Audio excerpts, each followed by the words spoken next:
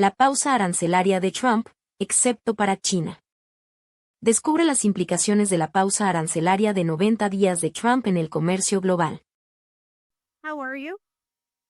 We understand you have a lot of questions, so in the effort of transparency, we're here to talk about the president's latest statement regarding his America First trade plan. As you all know, the president just put out a statement announcing an additional tariff on China. The tariff on China will now go up to 125% because China imprudently decided to retaliate against the United States. And as I said at the podium yesterday, when you punch at the United States of America, President Trump is going to punch back harder. In that same vein, we have had more than 75 countries from around the world reach out to President Trump and his team here at the White House to negotiate better trade deals for the American worker. We have been overwhelmed with the amount of requests from countries around the world. I'll let the Secretary speak to that. We will continue with the tailor-made negotiations that I spoke about yesterday. In the meantime, there will be a 90-day pause on the reciprocal tariffs as these negotiations are ongoing, and the tariff level will be brought down to a universal 10% tariff. The Secretary here has been a huge part of the president's trade team, of course, and will continue to lead these negotiations moving forward to look out for the American worker, which is always President Trump's goal. So I'll kick it over to our great Treasury Secretary, Scott Bessent. Good. Thank you. And we saw the successful negotiating strategy that President Trump implemented a week ago today. It has brought more than 75 countries forward to negotiate. It took great courage for him to stay the course until this moment. And what we have ended up with here, as I told everyone a week ago, they're in this very spot. Do not retaliate, and you will be rewarded. So every country in the world who wants to come and negotiate, we are willing to hear you. We're going to go down to a 10% baseline tariff for them, and China will be raised to 125 due to their insistence on escalation. Mr. Secretary, thank you for doing this. Let me ask you three quick things, if I could, just in sake of clarity, because the markets are open and they're one rate. First of all, Mexico and China, are they part of this 10% university? China. Mexico and Canada. Are they part of the 10%? Yes. Okay. Second, given then that you have the rest of the world essentially calling it's not China, is this now just all about China? Well, it's about bad actors. And what we will see is some of the very early countries are China's neighbors that we're going to see. I'm seeing Vietnam today. Japan's at the front of the queue. South Korea, India. So we will see. And as I've repeatedly said, and President Trump has been saying it for years, China is the most imbalanced economy in the history of the modern world, and they are the biggest source of the U.S. trade problems. And indeed, they are problems for the rest of the world, because what we've seen is that as the U.S. announced the tariff wall last week, many of those goods have already started flooding into Europe. So as you see it now, this trade war is China versus the rest of the world. Well, I'm not calling it a trade war, but I am saying that China has escalated, and President Trump responded very courageously to that, and we are going to work on a solution with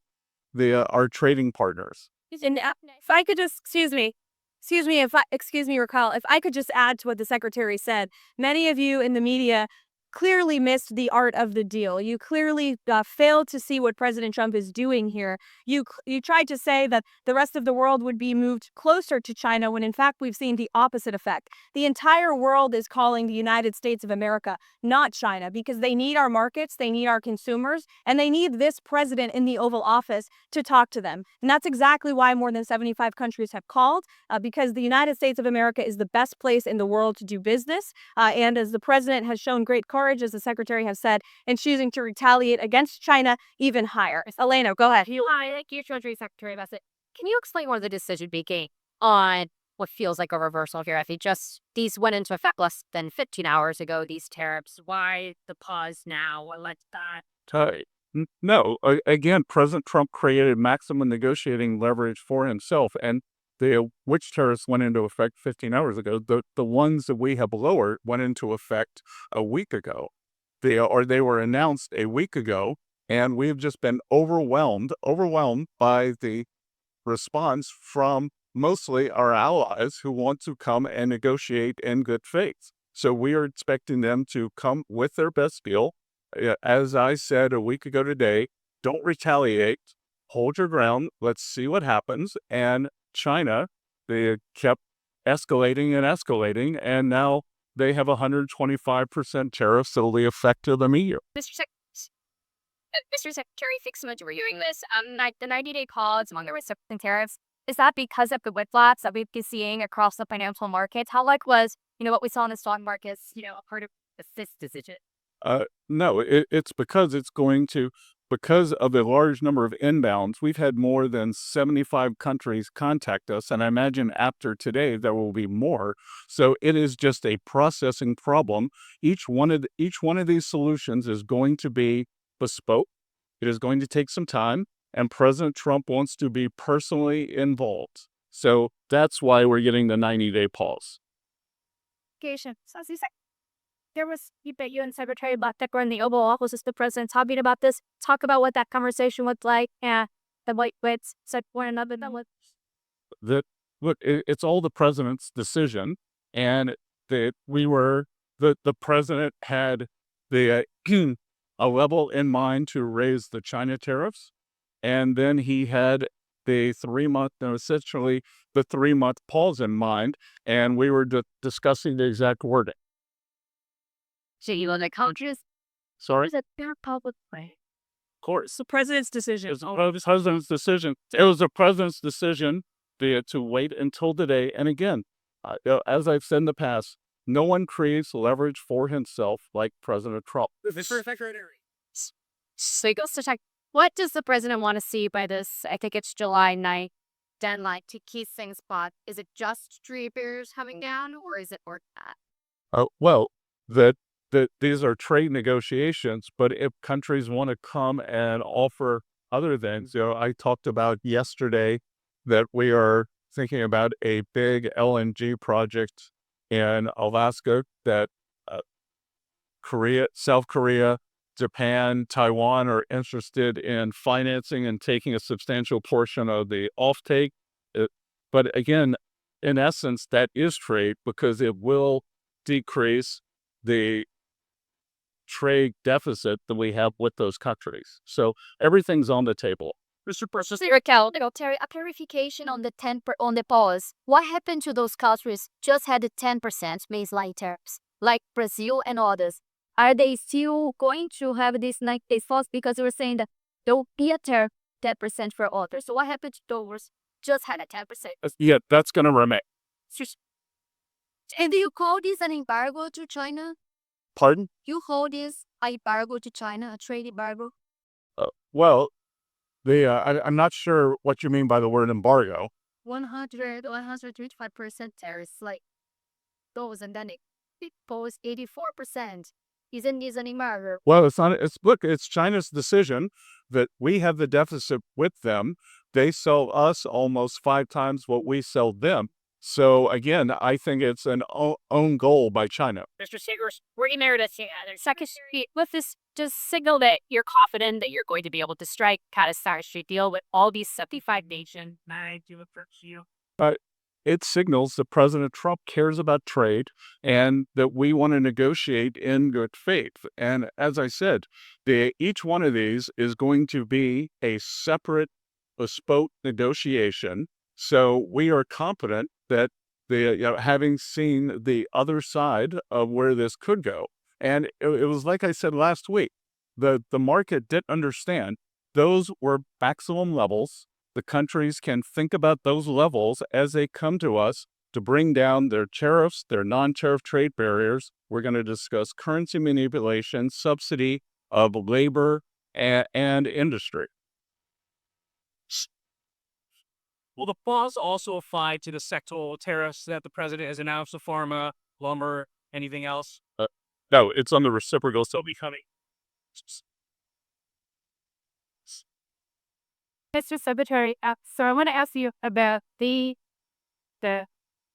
what you're doing here. So the market is reacting crazy, right? I haven't seen it. Is that this move is going to change or calm down the market reaction? Well, what the markets have tanked, right? There's been a lot of volatility in the market, not just in stresses, in stock markets, but also shut to bonds. So will this move be your cheer in your mind to just get spend upon the markets here? Well, I think what we've seen, I think the willingness by more than 75 countries to come and negotiate, I think now the market understands that everything they saw last Wednesday was a ceiling, and now we have a 10%, the temporary floor. And I think the market, of my 35 years in the market, I always wanted certainty, so I think we got more certain. But Mr. Secretary, why do people assume this is the last word? The president began this morning say, be cool. 5 hours later, he announces a new policy. Why will investors in the market assume if this is it? Because again, as I said, we've given 90 days, and the only certainty we can provide is that the U.S. is going to negotiate in good faith, and we assume that our allies will too. And in terms of certainty, we will see what China does. But what I'm certain of is that what China is doing will affect their economy much more than it will ours, because they have an export-driven, flood the world with cheap export models, and the rest of the world now understands, because when we put up our tariff wall, those exports were already flowing to the rest of the G7 and to the global south. And this is Secretary, how much of this decision was driven by the bond market cratering overnight? What is happening? Was China selling their bonds?